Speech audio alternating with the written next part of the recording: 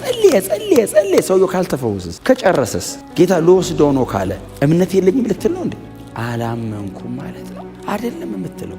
ሁሌ ላይ ፈወስ ይችላል። እግዚአብሔር የታመመ እየሰበሰበ የሚፈውስ አይነት እንደሱ አይነት አምላክ አይደለም። ለወንጌል ጉዳይ ካስፈለገ ነው ሰውየው የሚፈወሰው። አንዳንድ ሰው እኮ መሞት ወንጌል የጌታ ሲወስደው በጊዜ ተስፋ ያደረግነው ነገር አለን። እኛ ጌታን ስንከተል በእግዚአብሔር ቤት ስትመጡ ተስፋ ያደረጋችሁት ነገር አለ። ተስፋ ያደረግነው ነገር መሬት ላይ ጀምሮ መሬት ላይ የሚያልቅ ጉዳይ አይደለም። እሱን አይነት ተስፋ ቢሆን ኖሮ ቸርች መምጣት አይደለም የሚያስፈልገን። ሌላ ቦታ ሄደ ሌላ ስራ ነው የምንሰራው። ለአንዳንዶች ስትነግራቸው ሞኝነት ነው የሚሉን፣ ያማል የሚሉን፣ እንደዚህ አይነት ተረት እንዴት ትከተላለህ የሚሉን ነገር አንተስ እርግጠኛ ነህ? ለሰውየው ስታስረዳው እንዴት አይገባህም ትለዋለህ። ሰውየው አንተን እብድ ነህ እያለ እንዴት አትረዳኝም ትለዋለህ። እኔ ራሴ እንዴት ነው ኢየሱስ ይመጣል። ውሸት እንዳይመስልህ መጥቷል እኮ ስለ ኃጢአቴ በመስቀል ላይ ሞቷል እኮ። ይሄ ሁሉ ታሪክ ሊክደው አይችልም። ጴንጤ ስለሆንኩኝ ብቻ እንዳይመስልህ ታሪክ አይክደውም። ኢየሱስ ክርስቶስን ታሪክ አይክደውም። እምነት ምናብ አይደለም። እምነት በጭፍን የሚደረግ አይነት ጉዞ አይደለም። እምነት መልካም ምኞትም አይደለም። እምነት ስሜትም አይደለም። እምነት በእግዚአብሔር ቃል ላይ የሚመሰረት ነው። የእግዚአብሔር ቃል ወደ እናንተ ሲመጣ እናንተ ውስጥ የሚፈጠር ነው። እምነት እሱ ነው። እምነት ከመስማት ነው፣ መስማትም በእግዚአብሔር ቃል ነው። ሁሉም የክርስቲያን እምነት የሚመሰረተው በእግዚአብሔር ቃል ላይ ነው። ክርስቲያናዊ እምነት፣ መጽሐፍ ቅዱሳዊ እምነት ከእግዚአብሔር ዘንድ አግኝተናል የምንለው ይሄ የዳንበት እምነት የተመሰረተው በእግዚአብሔር ቃል ላይ ነው። ዝም ብዬ አምኜ የመጣው የሚባል ነገር የለም። ያመንኩትን አውቀዋለሁ ብለዋል አባቶቻችን። ኮንቪክሽን አለው እምነት፣ መሰረት አለው፣ መቆሚያ አለው፣ መመስረቻ አለው። ዝም ብሎ አየር ላይ ያለ ምናብ ነገር አይደለም። ብዙ ጊዜ ምትሃትና እምነትን መለየት ይከብደናል። ብዙ ጊዜ አንዳንድ ሰው አምኛለሁ ሲል ሆነ ኢሉዥን ነገር ይመስለዋል እና ሞኝነት ነገር ይመስለዋል። ሌላው ሰው ሲያየን አይደለም፣ አስረጂ ነው፣ እርግጠኛ የሚያደርግ ነው ሁሉ እንደውም ይለዋል። ክብር ለእግዚአብሔር ይሁን። በእነዚህ ሳምንታት በጣም በስፋት ባሉ ምዕራፎች ስናወራ ቆይተናል ይላቸዋል። አዎ እንደተነሳ እንደሄደና ደግሞስ እንደሚመጣ ተስፋችሁ እሱ ጋር ነው ያለው። እሱ እንደሚፈጸም እርግጠኛ አድርጓቸዋል ውስጣችሁን ሲል አዎ ኦኬ። የማታዩት ነገርስ እውን እንደሆነ አስረድቷችኋል? አዎ አስረድቶናል። በቃ ወደሚቀጥለው መሄድ እንችላለን። ቁጥር 2 አባቶች የተመሰከረላቸው በዚሁ ነው። እነማን ናቸው አባቶች? የብሉይ ኪዳኖቹን እኮ ነው የሚያመጣው ሰውየው። አዲስ ኪዳን ላይ ቆሞ ስለ እምነት እያብራራ አዎ አሁን በዚህ አይነቱ እምነት አዎ የተመሰከረላቸው አባቶች አሉ። ፓትሪያርክ ፎርፋዘርስ የቀደሙ አባቶች አሉ። ዕብራውያን ሆይ እናንተ እጅ ላይ በጥቅልል የያዛችኋቸው የነሱ መስመር ነን፣ የነሱ ላይኔጅ ለን፣ ከነሱን የተቀዳ ነው የምትሏቸው አባቶች እኮ የተመሰከረላቸው በዚህ ነው። ሽማግሌዎች ነው የሚለው አይደል? እናንተ ያዛችሁ ትርጉም፣ የቀድሞ ትርጉም የያዘ ሰው ካለ አይደል? የሚጠቀመው የግሪክ ቃል እሱ ነው። ሽማግሌዎቹ ይላቸዋል። አሁን እድሜ ጠገብ ማለት አይደለም አይደል? ቀዳሚ ማለት ነው። የመጀመሪያው ላይ የነበሩት ማለት ነው።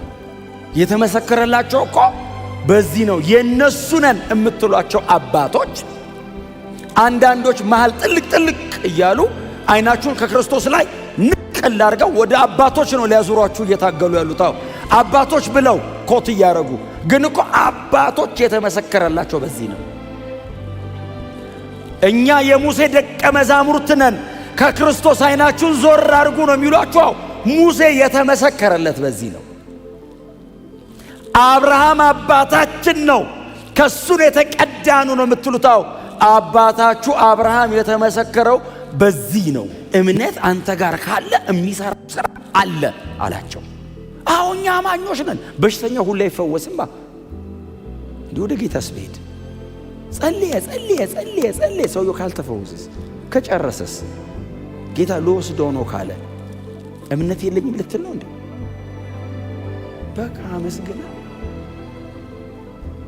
አላመንኩም ማለት ነው አይደለም የምትለው። ሁሌ ላይ ፈወስ ይችላል።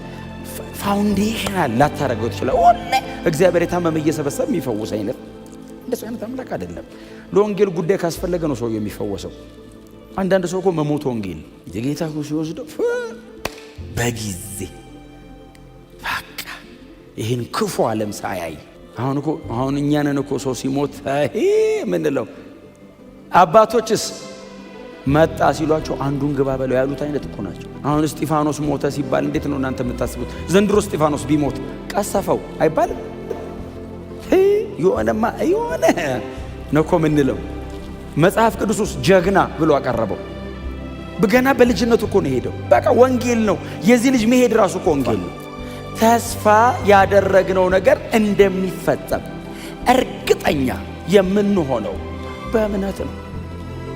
እምነት አንተ ውስጥ እንዳለ ቼክ ማድረጊያው ተስፋ ያደረኩት ነገር አለ። ክርስቲያን ብዙ ተስፋ የለውም። ሁሌ ነው የማወራው ነው ይሄንን እዚህ መድረክ ላይ ወደፊትም ነው የምነግራችሁ ባይዘው። ምክንያቱም አይናችን እዛ ጋር ነው ተቀርቅሮ መቅረት ያለበት። ተስፋ ያደረግነው ነገር አለን። እኛ ጌታን ስንከተል በእግዚአብሔር ቤት ስትመጡ እነዚህን ሁሉ 1 ዓመት ከምናምን ያክል 1 ዓመት ከተኩል አካባቢ ምንም ሳታቆራረጡ ቀጥ ብላችሁ ስትመጡ መቼስ ተስፋ ያደረጋችሁት ነገር አለ። ተስፋ ያደረግነው ነገር መሬት ላይ ጀምሮ መሬት ላይ የሚያልቅ ጉዳይ አይደለም። እሱን አይነት ተስፋ ቢሆን ኖሮ ቸርች መምጣት አይደለም የሚያስፈልገን። ሌላ ቦታ ሄደ ሌላ ስራ ነው የምንሰራው። ቤተ ክርስቲያን ስንመጣ ስንከማች ተስፋ ያደረግነው ነገር አለ። በወንጌል እውነት በኩል የሰማኑ ተስፋ አለ። ተስፋ አለን እኛ። አሁን ነገሮች ምስቅልቅል ሊሉ ይችላሉ። አማኝ ወክ ያረጋል፣ እዛ መሃል ወክ ያረጋል።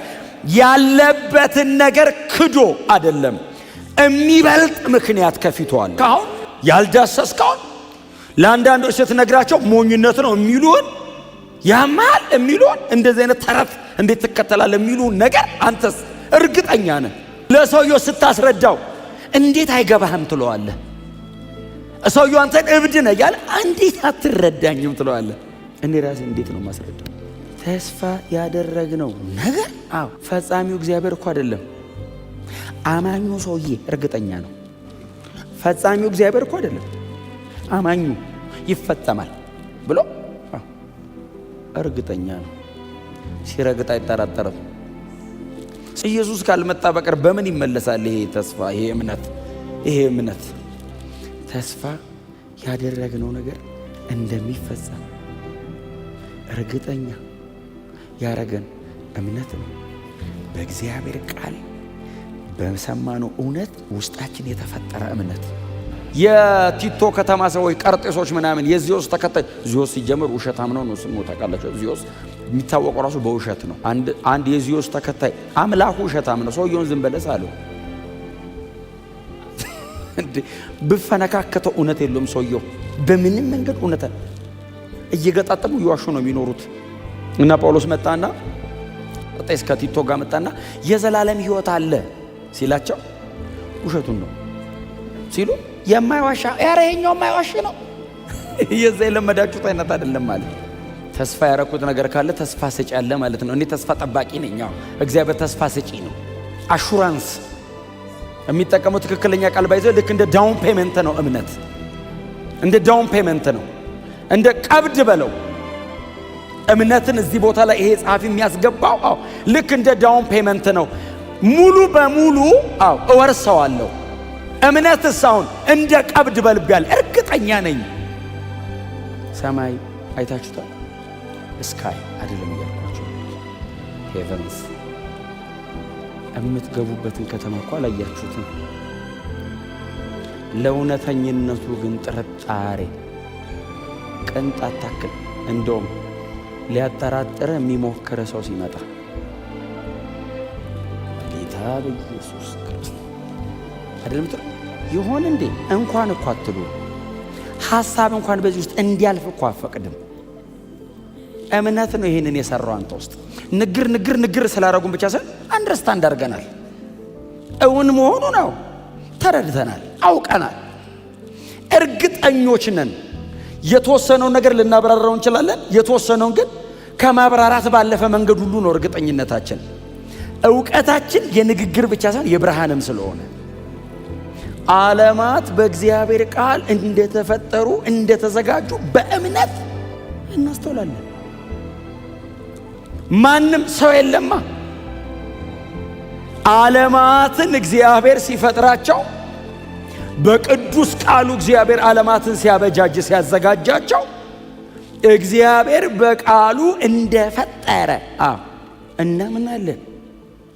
ሙሴ እኮ ነው የጻፈው ዘፍጥረትን እኮ ቁጭ ብሎ ሲጽፈው በመጀመሪያው ቀን፣ በሁለተኛው ቀን፣ በአምስተኛው ቀን፣ በስድስተኛው ቀን፣ በሰባተኛው ቀን እያለ እኮ የጻፈው እኮ ሙሴ ነው። በምን በእምነት አውቆት በሁለተኛው ቀን ይላል፣ በሶስተኛው ቀን ሲል ቁጭ ብሎ ጻፈ። በስድስተኛው ቀን ምን አረገ? እኛን ሰራ። መጨረሻ ላይ እኛን ሰራ አለን። ሁሉንም መልካም እንደሆነ እኛን ሲያይ እጅግም መልካም በምሳሌው እንደ መልኩ አበጃጀን። እኛንም የፈጠረን እሱ ነው። እግዚአብሔር ሰውን ፈጠረው የሚሉ የተጻፈው ዘፍጥረት ላይ ነው። ከየት ነው የመጣ ነው ሲሉ እግዚአብሔር በመልኩና በምሳሌው ሰርቶ ነው። እንዴት አድርጎ ሰራው እባክህ ሲል ከምድር አፈር፣ ከዛ ሰውንም የህይወት እስትንፋስ። በጣም አስደናቂ እኮ ነው ሙሴ ይጽፈው። ክሪኤተር ነው፣ እግዚአብሔር ነው። ኤደን የምትባል ቦታ ላይ ገነት ተክሎ ነበር። እዛ ውስጥ አደረገውና አስተካክል ብሎት እግዚአብሔር ከስራው አረፈ። በሰባት ቀን ነው የፈጠረን። በስድስት ቀን ፈጠረን፣ በሰባተኛው ቀን አረፈ። ዓለማት በእግዚአብሔር ቃል እንደተዘጋጁ የሚታየው ከማይታየው እንደመጣ በእምነት ሙሴ አስተዋለ። እኛም አብረን አስተዋልን። ተስፋ አለ አለን። ምንድን ነው ተስፋችን? የእኛ ሰማይ መሄድ ብቻ እኮ አይደለም። ሰማይና ምድር መጠቅለላቸው እኮ ነው። አንዱ ይጠቀለልና ያልፋል። ምድር ላይ ያለውን ነገር በሙሉ እግዚአብሔር እንደየሰራው እከፍለውና መጨረሻ ላይ ቦታ ቦታ ሲጂ ዘላለም አኖረዋለሁ አለ። ይሄ ተስፋችን። እኔ የምድር ጀማሪ ነኝ አለ እግዚአብሔር። መሬት ነው ሳትኖር አውቃለሁ። ምን ማለት ነው? እኔ ነኝ የጀመርኳት። ኢን ዘ ቢግኒንግ እግዚአብሔር እጅ ላይ ነው ያለው። በመጀመሪያ የሚባል ነገር እግዚአብሔር እጅ ላይ ነው ያለው። ማንም በመጀመሪያ የሚያውቅ የለም። ከተጀመረ በኋላ ነው የገባን ሁላችን። በእግዚአብሔር ቃል የተፈጠረ መሬት ላይ ቆሜ የእግዚአብሔርን ቃል እንዴት ተጠራጠረዋለሁ? የቆምኩት ራሱ በእግዚአብሔር ቃል የተፈጠረ መሬት ላይ ነው። ኢየሱስ ይመጣል። ውሸት እንዳይመስልህ። መጥቷል እኮ ስለ ኃጢአቴ በመስቀል ላይ ሞቷል እኮ። ከፈለ እኮ ዕዳዬን፣ ተቀበረ፣ ተነሳ እኮ። ይሄ ሁሉ ታሪክ ሊክደው አይችልም። ጴንጤ ስለሆንኩኝ ወይንም ይሄ እንደዚህ አይነት ነገር ማምን አይነት ሰው ስለሆንኩ ብቻ እንዳይመስልህ። ታሪክ አይክደውም። ኢየሱስ ክርስቶስን ታሪክ አይክደውም። ታሪክ ኖርማል ታሪክ ጸሐፊዎች ሜንሽን ያደርጉታል ኢየሱስን። ማንም ዲናይ ሊያደርገው አይችልም። እንደነበረ፣ እንደሞተ፣ እንደተነሳ። ኢየሱስ ውሸት ነው ብሎ 60 የፍልስፍና መጽሐፍ አስቀምጦ የምታምነው እምነት ይገርማል። ሰው ብሎ ሲጨርስ ጴጥሮስ በጣም ስለ ድካም ይቅርታ ግን አይቼዋለሁ ነክቼዋለሁ እና አንተ አይደለም እኔ የምልህ ነው እውነት ታይቶናል አልነ። ከዛስ ሄደ። ሲሄድ መለሳል። ዓለም ውሸቷን ነው። ሰይጣን ውሸቱን ነው። ኢንተርቴይንመንት ወርልዱ የሚያወር ውሸቱን ነው። እውነት የእግዚአብሔር ቃል ነው። እውነት ክርስቶስ ኢየሱስ ስለ ኃጢአቴ መሞቱ፣ መቀበሩ፣ መነሳቱ፣ በክብር መሄዱና ዳግም መምጣቱ፣ ይሄ ነው እውነት።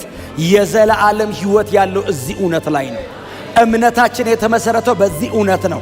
ይሄንን እውነት ለማረጋገጥ መንፈስ ቅዱስ በእኛ ውስጥ ገብቶ አድሯል። እምነት ዓለምን በመናቅ ይገለጣል። እምነት እግዚአብሔር ተከተለኝ ሲል ተከተለኝ አለኝ አይደለም። እምነት እከተልሃለሁ ነው። እምነት ለእግዚአብሔር ቃል የምትሰጠው ምላሽ ነው። እምነት አዩ ና ሲል እሺ ወክ እምነት ይሄ ነው።